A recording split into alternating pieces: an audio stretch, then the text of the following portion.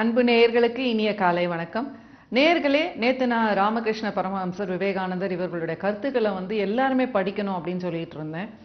இதுல நம்மளோட வாழ்க்கை நெறிகள் என்னென்ன, நமக்கு தேவையானது என்னென்ன, நம்ம வாழ்க்கையில செய்யும் வேலைகள்ல நமக்கும் பயனுள்ளதாகவும் மற்றவர்களுக்கும் பயனுள்ளதாகவும் நம்ம எப்படி வாழணும் அப்படிங்கிறதுக்கெல்லாம் ரொம்ப எளிதான விஷயம்லாம் சொல்லியிருக்காங்க, எல்லாருக்கும் புரியுற மாதிரி. அதுல இந்த கற்கும் திறமை பற்றி, நம்மளோட சிந்தனையை தூண்டுவதற்கு, நல்ல சிந்தனைகள் வருவதற்கு எதெல்லாம் முக்கியம் அப்படிங்கிறதெல்லாம் ரொம்ப அழகா சொல்லியிருக்காங்க. அதுல விவேகானந்தர் அவரோட புத்தக தொகுப்புல சொல்லியிருப்பாரு. இதே இன்னைக்கு பல பேர் உளவியல்ல யூனிக்னஸ் அப்படிங்கிறது பல மேலை நாட்டு விஞ்ஞானிகள் ஆராய்ச்சி பண்ணி எல்லாம் சொல்றத அவர் அந்த காலத்திலேயே சொல்லியிருக்காரு. நம்ம ஒவ்வொருத்தரும் ஒருத்தரோட இன்னொருத்தரோட கம்பேரே பண்ணக்கூடாது. எப்படி ஒரு ஆப்பிளை ஒரு அன்னாசி பழத்தோட வச்சு கம்பேர் பண்ணா அது எப்படி ஒரு அபத்தமான ஒரு விஷயமா இருக்கும் சொல்லுங்க. ஒரு ஆப்பிள் நல்ல ஆப்பிளா அப்படியா இல்லையாங்கிறத ஆப்பிளோட தான் வச்சு கம்பேர் பண்ணி சொல்லணுமே தவிர, இன்னொரு அன்னாசி பழத்தோட வச்சுட்டு இந்த ஆப்பிள் பெஸ்டா இல்லை அன்னாசி பழம் பெஸ்டானா என்ன சொல்ல முடியும்? ஸோ நமக்குள்ள மனிதர்கள் நம்ம எல்லாம் ஒரே மாதிரி இருக்கிறதுனால நம்ம என்ன நினைச்சுக்கிறோம், நம்ம எல்லாரும் ஒண்ணு அப்படின்னு நினைச்சுக்கிறோம். அதுல இந்த மேலை நாட்டு புத்தக விற்பனையாளர்கள் இந்த ட்ரைனிங், பட்டறிவு பயிற்சி அப்படிங்கிற பேர்ல வேற சிலதெல்லாம் பொதுவா சொல்லிட்டு போயிடுவாங்க. எல்லாரால முடியும், அவனால முடியுதுன்னா உன்னால முடியும், நீயும் செஞ்சாகணும், மனதில் உறுதி இருந்தா எதை வேணா அச்சீவ் பண்ணலாம் அப்படிங்கிற மாதிரிலாம். இதெல்லாம் ஒரு வியாபார யுத்தியா தான் பல பேருக்கு இதனால பல மன உளைச்சல் கூட ஏற்படுது. நான் அடிக்கடி திருப்பி சொல்றேன். ஏன்னா நம்மளை பற்றி ஒரு புரிதல் இல்லைன்னு வைங்க, நம்மளை பத்தி நான் யார் அப்படிங்கிறது ஒரு புரிதல் இல்லைன்னா நம்ம யார் எதை சொன்னாலும் நம்ம கேட்க ஆரம்பிச்சிருவோம். அப்புறம் நம்ம வைக்கிற இலக்கு சரியான இலக்கு தானா, இல்ல அது ரொம்ப அதிகமான இலக்கா, இல்ல நமக்கு இன்அப்ராப்ரியேட் இலக்கா அப்படிங்கிறது கூட புரியாத போயிடும். பல நேரங்கள்ல அந்த மாதிரி நம்ம ஒரு ரீச்சே பண்ண முடியாத, அடையே முடியாத இலக்கெல்லாம் வாழ்க்கையில வச்சுக்கிட்டு திருப்தியும் இல்லாம நம்ம வாழ்க்கையும் அனுபவிக்காம நம்ம ஒரு குறையான ஒரு மனதோடையே வாழ்ந்துட்டு போயிடும். ஸோ இதுதான் விவேகானந்தர் ரொம்ப அழகா சொல்றாரு. நம்மளோட சிந்தனைக்கு நம்ம தூண்டி வைக்கிறதுக்கு ஒவ்வொரு புலன்களுமே முக்கியம். இப்போ உளவியல்ல பாத்தீங்கன்னா விஏகேன்னு ரொம்ப பாப்புலரா நிறைய புத்தகங்கள்லாம் வந்திருக்கு, நிறைய ஆராய்ச்சிகள்லாம் செஞ்சிருக்காங்க. ஒரு லேர்னிங் ஸ்கில் அப்படின்னு பாத்தீங்கன்னா லேர்னிங் மெத்தட்ஸ் அப்படிங்கிறது விஷுவல், தட் இஸ் பார்ப்பதனால், அடுத்தது ஆடிட்ரி கேட்பதனால், விஏ கே அப்படின்னாக்க கினஸ்தட்டிக்ஸ், தட் இஸ் நம்மளோட ஆக்ஷன்ஸ் வழியாகவும். இந்த மாதிரி 3 வழிகள்லையும் நம்ம கற்பிக்கலாம், அதே மாதிரி கற்றுக்கொள்ளலாம். இது 3மே எல்லாருக்குமே இருக்காது, ஒவ்வொருத்தருக்கும் ஒன்னொன்னுத்துல ஸ்ட்ராங்கா இருக்கும். ஸோ நம்ம பிள்ளைகளுக்கு சொல்லி கொடுக்கும் பொழுது அவங்க எதை அதிகமா அவங்களோட சக்தி இருக்கு, சில பேர் பார்த்து படங்கள் வரைந்து அவங்களுக்கு சொல்லி கொடுத்தாக்கா அதுலேருந்து அவங்க ஈஸியா கத்துக்குவாங்க. சில பேர் கேள்வி ஞானம் கேட்டு உள்வாங்கி அதை அப்படியே எழுதிட்டு வந்துருவாங்க. சில பேருக்கு ஒரு சில ஆக்டிவிட்டிஸோட சேர்ந்து சொல்லி கொடுத்தாதான், இந்த மாதிரி அட்டென்ஷன் டெபிசிட் டிசார்டர் இருக்கிற பிள்ளைகளுக்கு பார்த்தீங்கன்னா அவங்க கையாட்டிட்டு காலை ஆட்டிட்டு கத்தி படிப்பாங்க.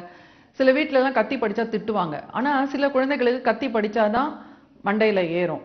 ஏன்னா அவங்களுக்கு ஒரு அட்டென்ஷன் டெபிசிட் ப்ராப்ளம் இருக்குன்னு வச்சுங்க, அப்ப தவறவே இல்லை. ஸோ இந்த மாதிரியான பல விஷயங்கள் இப்போ நிறைய ஆராய்ச்சி பண்ணி சொல்றாங்க. இதை அன்றே விவேகானந்தர் சொல்லியிருக்காரு.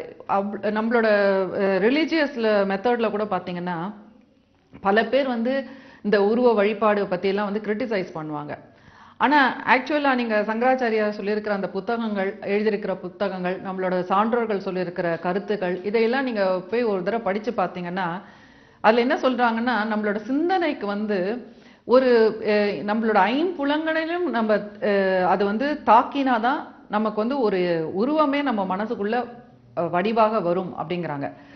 அதை ஊக்குவிக்கிறதுக்காக தான் நம்ம ஒரு நல்ல வாசனையான ஒரு ஊதுவத்தியை கொளுத்தி வைக்கிறோம். அப்ப என்ன ஆயிடுதுன்னா நம்மளோட மூக்குக்கு அது ஒரு நல்ல ஒரு பிளசண்டா ஒரு இது இருக்கு. அதே மாதிரி ஒரு நல்ல இனிமையான சங்கீதம் வைக்கிறோம், பெல் அடிக்கிறோம், அது என்னன்னாக்கா நம்மளோட ஆடிட்ரி சென்சேஷன். அடுத்தது விளக்கு ஏத்துறோம், அதுல பாத்தீங்கன்னா ரொம்ப அழகான ஒரு வாசகம். இது நான் நிறைய பேர் சொல்றாங்க, ஆனா இது யாரு ஆக்சுவலா சொல்லியிருக்காங்கன்னு எனக்கு தெரியல. எண்ணெய் திரி தீ அப்படிங்கிற மூணுத்தையும் சேர்த்து அதன் வாயிலாக நமக்கு சொல்லப்படுகிற கருத்து என்னன்னா, என்னை திரித்து என் வாழ்க்கையை நல்ல செம்மையாக்க ஆக்கு அப்படின்னு நம்ம கடவுள்கிட்ட வேண்டுறோம் அப்படின்றாங்க. என்ன ஒரு அழகான ஒரு பிரின்சிபல் பாருங்க. நம்ம விளக்குல ஊத்தக்கூடிய அந்த எண்ணெய், அதுல போடக்கூடிய ஒரு திரி, அதை ஏற்றக்கூடிய ஒரு தீ, இது மூணுத்தையும் வச்சுட்டு எவ்வளோ ஒரு பெரிய பிலாசபி பாருங்க. ஆனா நம்ம விளக்கு ஏத்தும் பொழுது அந்த சிந்தனையோட ஏத்துறோமா? நம்ம ஏதோ திட்டிட்டு இல்லை யாரையாவது ஏதோ பண்ணிட்டு அது ஒரு ரிச்சுவல் மாதிரி பண்றோம். ஆக்சுவலா நம்ம ஒவ்வொருத்தரும் நம்மளோட மனதுல இருக்கக்கூடிய தீய எண்ணங்கள்ல வெளில தூக்கி போட வேண்டிய வேலை, நல்ல எண்ணங்களை உள்ள கொண்டு வர வேலை, இதெல்லாம் அன்றாடம் செய்யணும். எனக்கு இன்னொரு அழகான ஒரு கருத்து ஞாபகத்துக்கு வருது. எப்பவுமே நம்ம வாழ்க்கையில ஒரு பெரிய சாதனைகள் பண்ணணும், இல்ல நம்மளோட வாழ்க்கையை முழுமையாக வாழணும், நம்மளோட ஆற்றலை வெளியில கொண்டு வரணும் அப்படின்றதெல்லாம் பாத்தீங்கன்னா இதெல்லாம் கொஞ்சம் மெனக்கடணும். இதுல எல்லாத்துலயுமே சில ஃபர்ஸ்ட் நமக்கு பிடிக்காத சில விஷயங்கள் நடக்கும். அதையெல்லாம் தாங்கக்கூடிய சக்தி நமக்கு வேணும். பார்க்கடல்ல அமிர்தம் கடைந்து எடுத்து அரக்கர்கள் தேவர்கள் இவங்கெல்லாம் அமிர்தம் வேணும் அப்படின்னு சொல்லுவாங்க. அப்போ சிவன் இந்த பார்க்கடல்ல இருந்து கடைந்து அமிர்தத்தை எடுக்கணும் அப்படின்னு சொல்லிட்டு ஒரு முடிவெடுப்பாரு. மேருன்ற மலையை உங்க எல்லாருக்கும் தெரியும் அந்த கதை. இந்த மேரு மலையை வைத்து அதுல வாசுகின்ற 5 தலை நாகம் அதை கயரா கட்டி திரித்து அதை பார்க்கடலை கடையும் பொழுது முதல்ல விஷம் தான் வருது. அப்ப அந்த விஷம் வந்த உடனே அதை என்ன பண்றது, அதை பருகிதான் ஆக வேணும் அப்படிங்கிற பொழுது எல்லாரும் பயப்படுறாங்க. அப்போ சிவன் அந்த விஷத்தை பருகிறாரு. அது அந்த தொண்டையிலே தங்கிடுறது, அதுக்கு மேல போகாம. அதனால்தான் அந்த தொண்டையில நீலம் ஆயிடுறது. அதனால்தான் நீலகண்டன் அப்படின்னு அவருக்கு இன்னொரு பேரு. சோ இது ஒரு கதையாக நாமெல்லாம் எல்லாருக்கும் சொல்லியிருப்பாங்க. ஆனா இந்த கதைகள் வாயிலாக நம்ம எல்லாருக்குமே ஒரு சில கருத்துக்கள் சொல்லப்படுகிறன. அதுதான் அந்த காலத்துல இருக்கிற பாட்டி வீட்டுல இருக்கிற பெரியவங்க எல்லாம் சொல்லி வளர்த்திருப்பாங்க. பட் இந்த காலத்துல யாரும் அதெல்லாம் சொல்றது இல்ல. இப்ப நாங்கெல்லாம் சின்ன பிள்ளைகளா இருக்கும்போது எங்களுக்கெல்லாம் இந்த கதையெல்லாம் சொன்னதுனால அதெல்லாம் எங்க மனசுல அப்படியே இருக்கு.